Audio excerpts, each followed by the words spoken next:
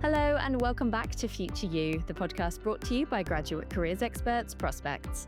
I'm your host, Emily Slade, and in this episode, I chat to Faith about being a financial journalist. My name's Faith Archer, and I'm a freelance personal finance journalist, and that means I write about money. Amazing. So let's go right back to the beginning. What was your educational journey? I think I've had quite a twisted path. So my A levels were actually further maths, physics, and economics.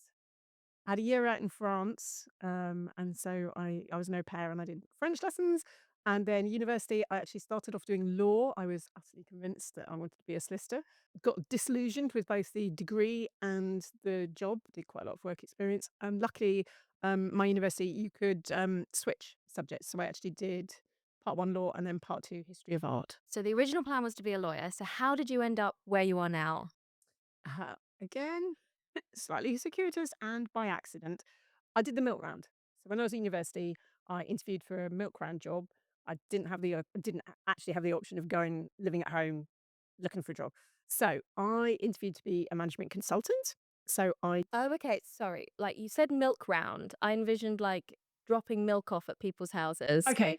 The milk round was when lots of different companies used to show up at the university, do presentations, and there was this whole process about you could apply and be interviewed while you were still in your final year. So loads of, solicitors and accountants and consultants and bankers, and there was this process that you could apply by certain dates if you're at university and go through this.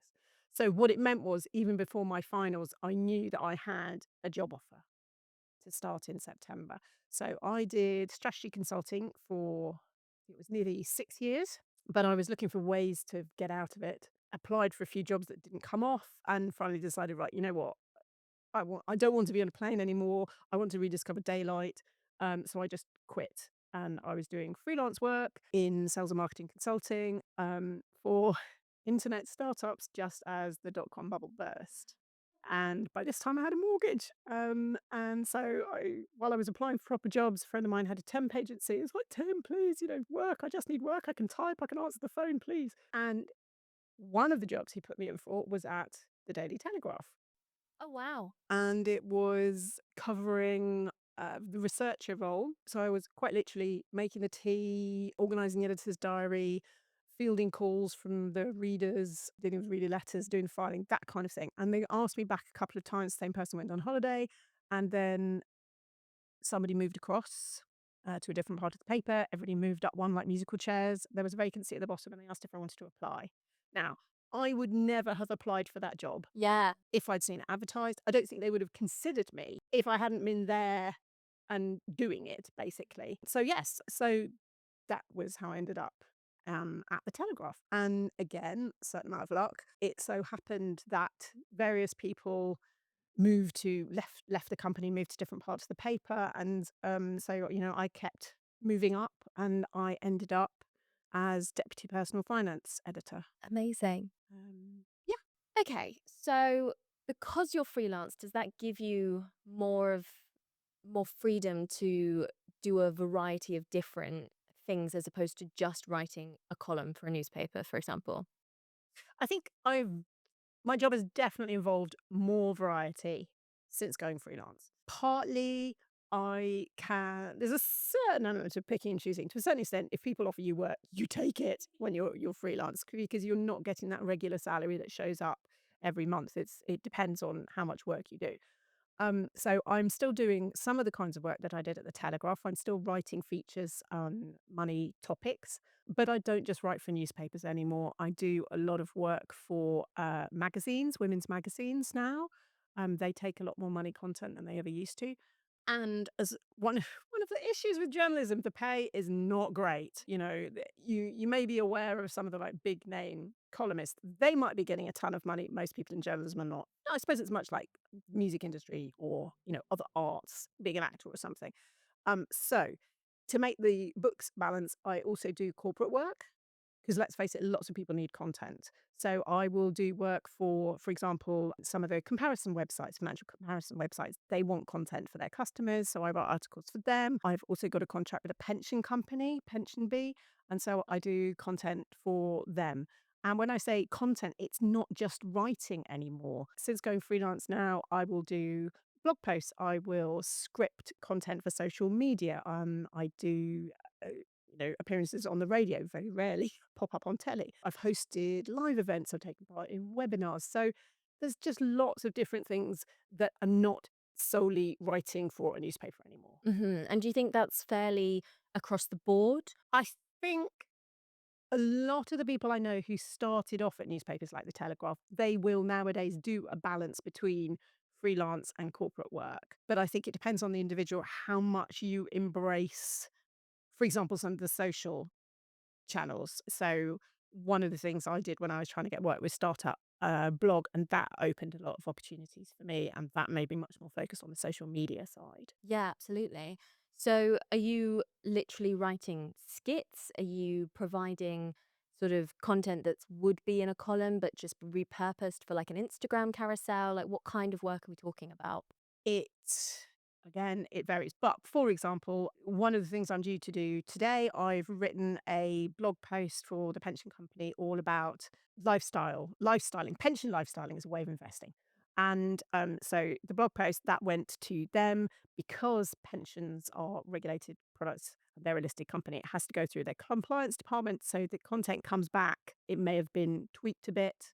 So compliance is happy. And then I use that to make a social media script, and that will go back through compliance, and then I will film it and send them the content because that's going to go out on their TikTok channel. If it's my content, then it can be much more ad hoc, and it might be just a photograph, or it might be a story, or the kind of thing you could almost do, holding your phone up when you're walking along, walking the dog or something. So it will vary. So, did you have to upskill yourself with the incoming of social media and all of the different platforms coming out? You've gone from essentially typing on a computer to having to navigate TikTok. I mean, that's insane. Broadband to TikTok. How did you upskill? At the time I was on the Telegraph, it was a very interesting thing. We'd gone from Charles Moore, who was a very, very traditional newspaper editor, and by the time I left, Will Lewis was in charge of it, who bet the farm on the internet. And he was very much embracing all kinds of channels. So I actually, and this is like 2007, I was doing some podcasting, being interviewed for podcast then, and writing content for the web. But otherwise, yeah, it is entirely as a freelancer, it's entirely on you. As you don't have a company that's going to train you to do stuff. And one of the things that's definitely helped me is networking and maintaining links with journalists I knew. Once I started blogging, kind of met one blogger. He set up a Facebook group for other bloggers. So I got to know lots of people. I go to industry events, and it means that I have a network. So when I have queries, then I can kind of, fire them off to different people. I'm part of Facebook groups for both bloggers and journalists. And sometimes you learn a lot from the questions people are asking. I won't even know the answer. I won't even know what the hell the question means sometimes, but you can then go away, research it, learn about it. And it maybe they ask about things that you do know about so that you can kind of share your knowledge, help other people in turn after they've helped you. Yeah, wonderful. How do you come up with the ideas for your articles and your blogs? Obviously, if corporate are requesting specific content from you, but how do you come up with your own ideas? Well, even with corporate, quite often they will want ideas from you. I think to a certain extent, it's always at the back of my mind. And so part of staying up to date in a fast moving industry is, I will listen to the radio, I will listen to podcasts, I will look at the headlines, I will read other people's content, whether that's on social media or blogs or newspapers or websites. And so you're always thinking, okay, is that an angle? Is that something I can write about? Is that something I can take? Because you always thinking about the audience that you write about. So my most regular work is for a magazine called Yours, and I used to do quite a lot of content for Women in Home. Those are very different audiences. So, for example, when there was the issue with the mad Liz Truss budget and mortgage rates went through the roof, and a lot of people were worried about their mortgages.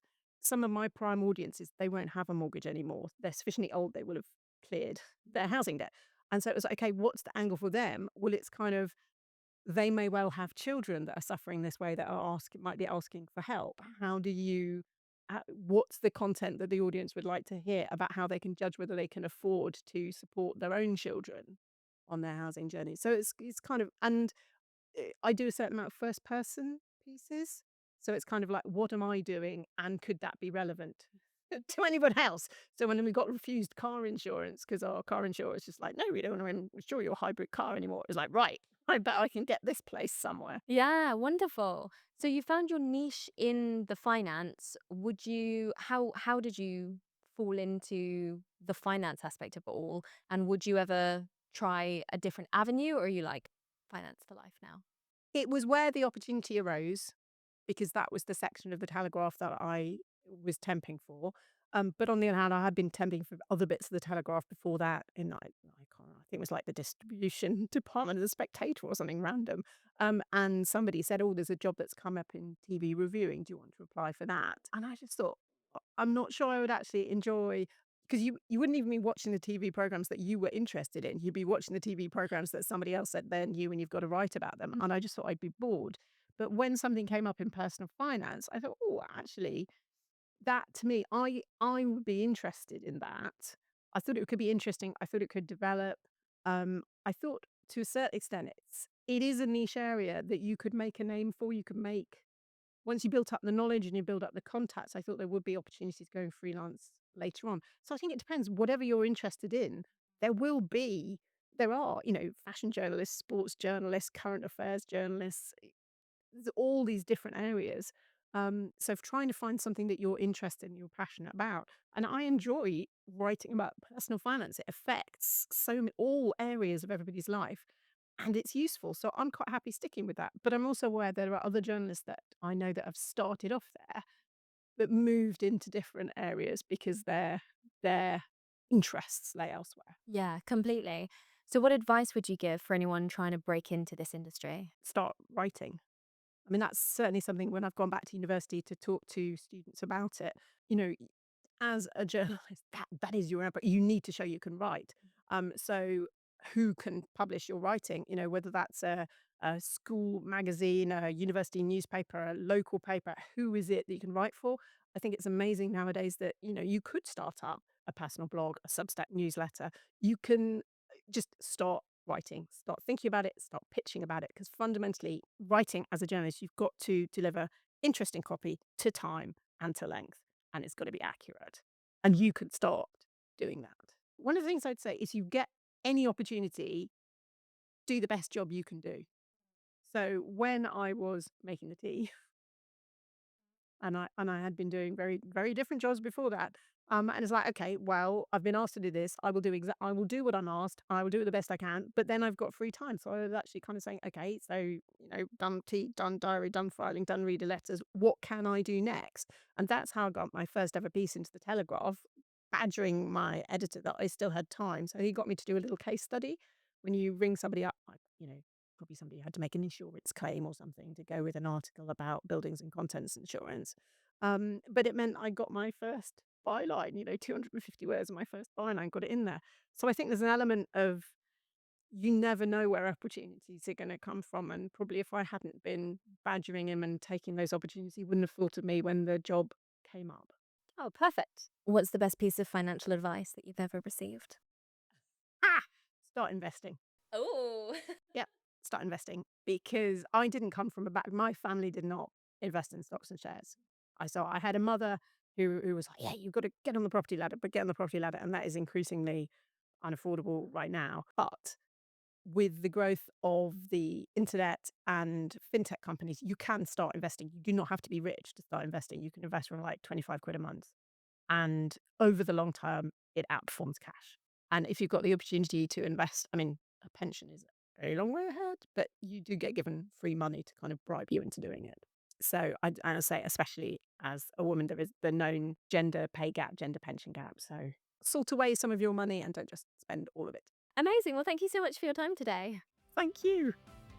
Thanks again to Faith for their time. For more information on becoming a financial journalist, you can head to prospects.ac.uk or check out the links in the show notes below. For a full-length video version of this episode, check out our YouTube channel at Future You Pod. If you enjoyed the episode, feel free to leave us a review on Apple or Spotify. Thank you, as always, for listening, and good luck on your journey to Future You.